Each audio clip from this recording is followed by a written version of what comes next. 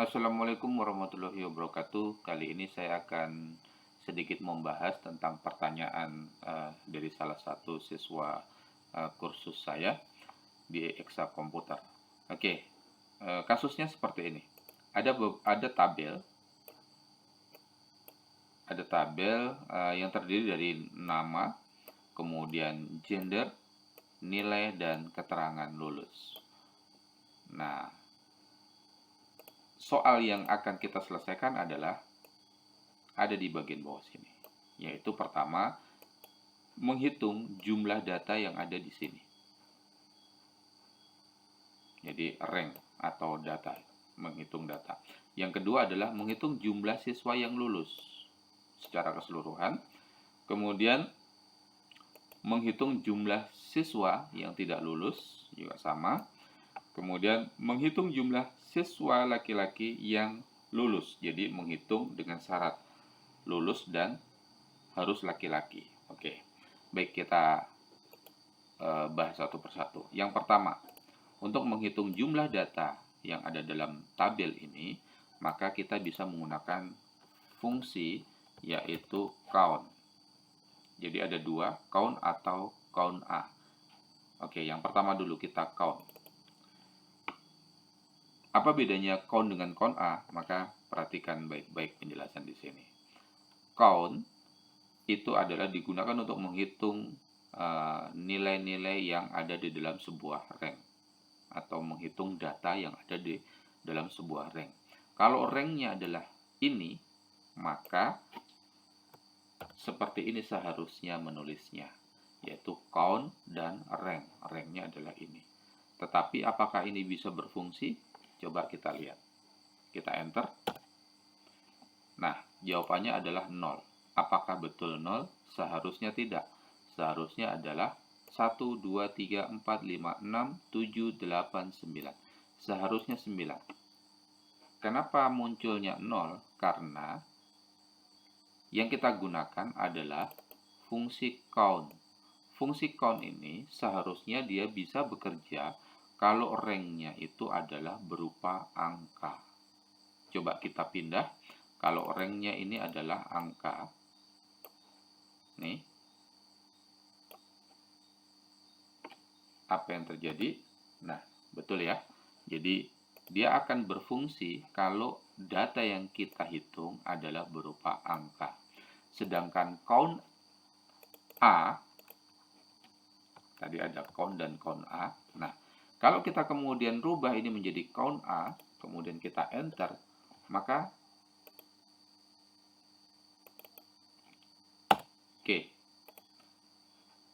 maka akan tetap menghasilkan 9, masih berlaku ya 9.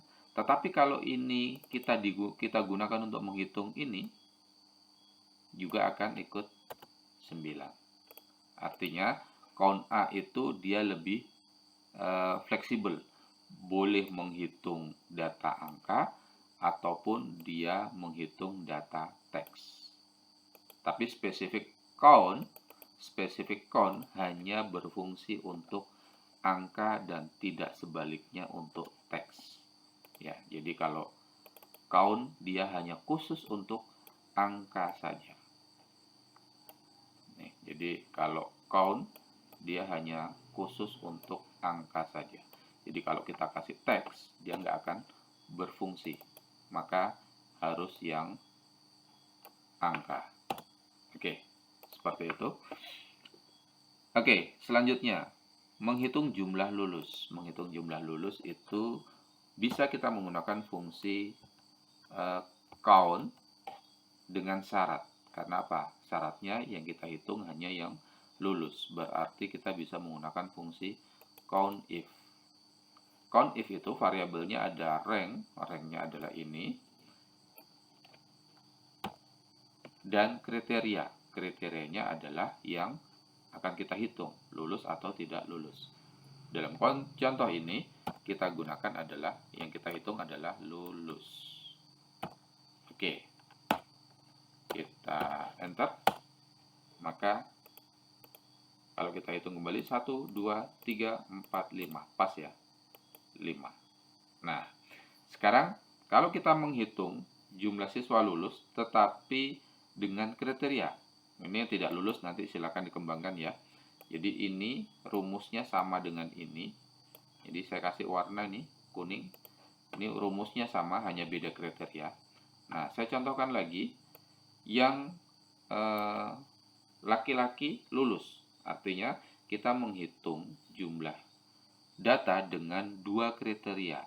Kriteria pertama adalah berdasarkan jenis kelamin, dan kriteria kedua adalah keterangan lulus atau tidak lulus.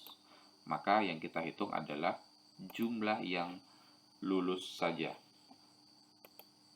untuk siswa laki-laki. Oke, rumusnya adalah masih bisa menggunakan fungsi if, count if, tapi yang ada s-nya ini, count if. Oke, count if. Kalau kita lihat mirip-mirip ya, jadi hanya bedanya ada s. S ini menandakan bahwa kriterianya lebih dari satu. Beda dengan yang lulus tadi. Lulus ya lulus saja, tapi di sini lulus dan laki-laki, atau tidak lulus dan laki-laki.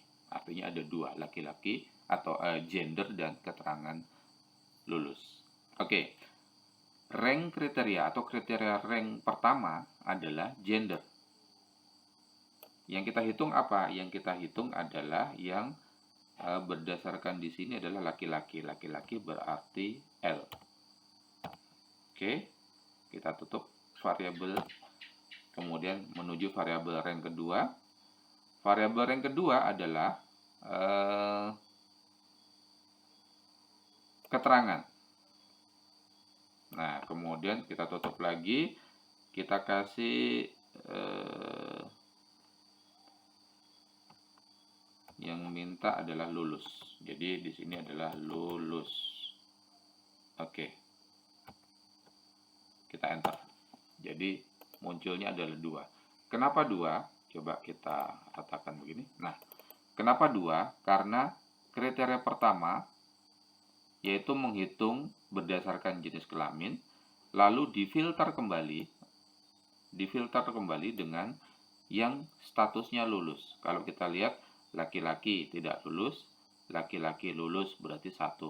Laki-laki tidak lulus, laki-laki lulus berarti kedua. Berarti pas jumlahnya adalah 2.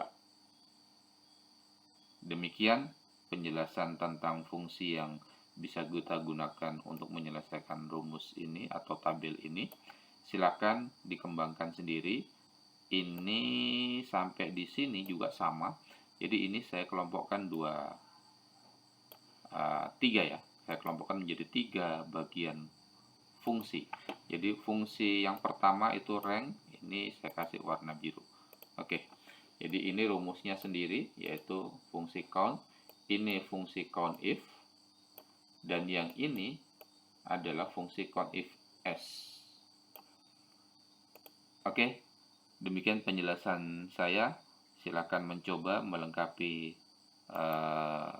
tabel berikut ini, dengan mengembangkan atau memodifikasi rumus yang sudah diberikan.